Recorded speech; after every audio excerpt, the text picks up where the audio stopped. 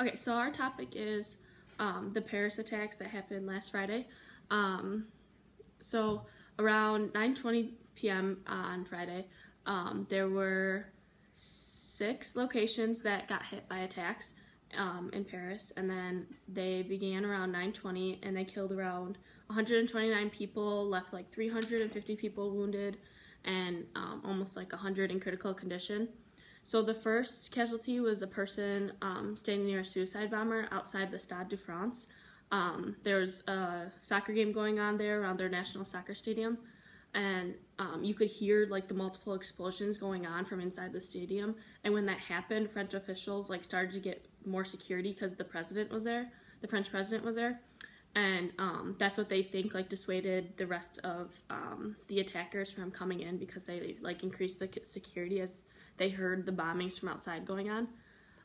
Next, more bystanders were killed, like outside the stadium, like around the restaurants and stuff, because since the game was going on, people were in and out of bars and the restaurants, and more people were killed outside there. And then 20 minutes after the initial attack, around 89 more people got killed at the Bataclan, which was a concert going on. And they said, like a witness said, that it was like such a horrific scene that the gunman was just shooting into the stadium or shooting into the audience and the crowd. The members were like crowd members were just scrambling to exit, and then the gunman shouted out "God is great" in Arabic and just was ranting about Iraq and Syria. And then the gunman eventually turned it into a hostage situation, and that just went on for several hours until the police showed up and then finally ended the siege. There were like Americans that got killed in the attacks. One British citizen even died too.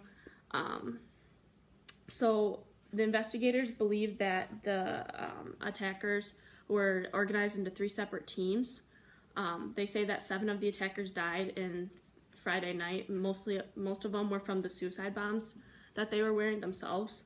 And then, like after information started to come out about it, ISIS released a statement saying that it was them and that they were behind the attack, and that 8 suicide bombers had been involved.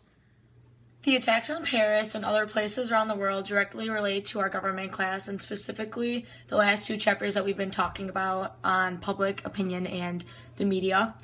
The media ran most of the stories on Paris rather than other terrorist locations that were bombed in the past weekend. So this is an example of how the media is a agenda setter and how they plan out what the public will react to and what they will be talking about, and what information will be given out. So basically how they're a gatekeeper.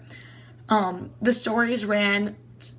news and stories ran sparked a lot of different opinions and are examples of latent opinions.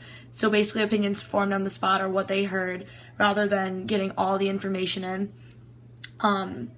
It also will show how the government decides to react to the public's opinion, so how the congressmen and how will react to their public's opinion and how they will play a role in the government's policies.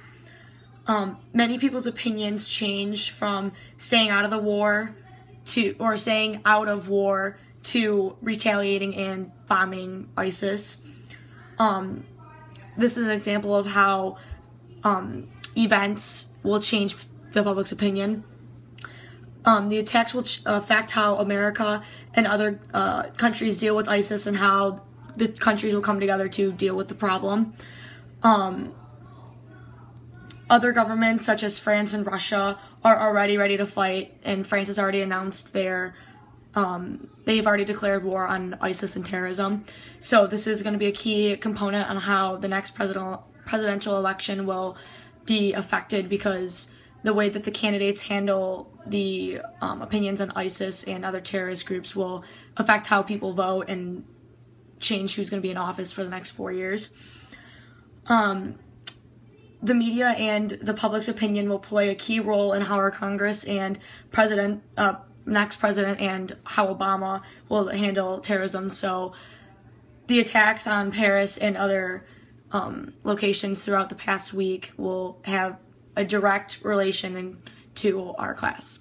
Okay, so basically we've all learned about the terrorist attacks in Paris from media, whether it be the news, the internet, social media, anything else.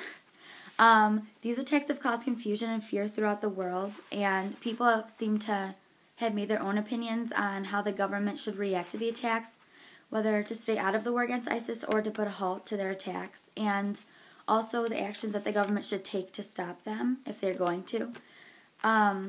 So our question for you guys is, how do you think that the world powers, especially the U.S., should approach ISIS, and how do you think that the media and public opinion will influence the government's decisions on how to deal with this issue?